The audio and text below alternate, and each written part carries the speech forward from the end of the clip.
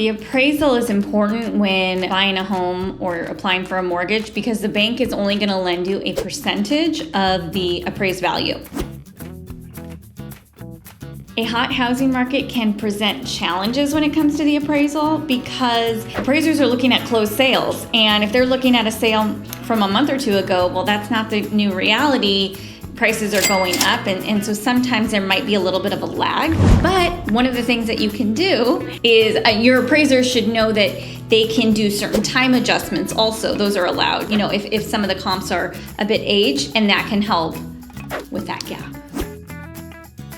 So if I'm a seller and I've got many offers and they're all about the same price, I'm going to choose the buyer that has the most down payment, because if there are value issues or if I get a crummy appraiser, he's not going to mess up my deal if I've got enough down. That's one way that sellers can ensure that an appraisal is not an issue.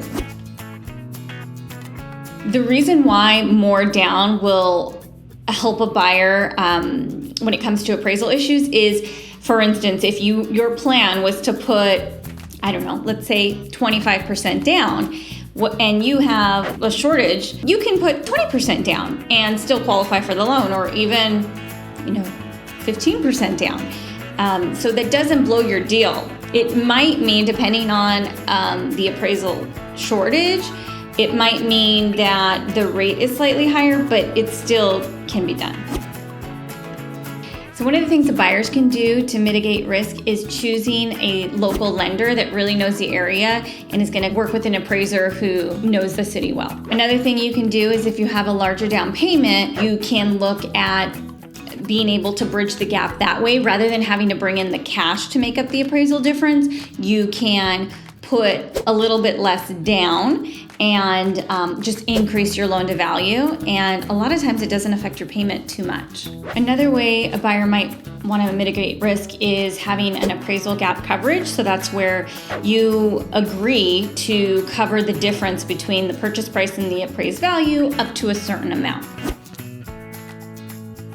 If an appraisal comes in undervalued, there's a few things we can do. The first thing is look at possibly doing a rebuttal. So that's where we look and see if there's any inaccuracies, any comps that the appraiser didn't take into account, things like that. The next thing that we can do is look and see if we can increase the loan to value. So if you still qualify, maybe instead of putting 20% down, you're putting 15% down, and then that appraisal gap is used so you can still maintain the same purchase price. And the last thing you can do is cancel.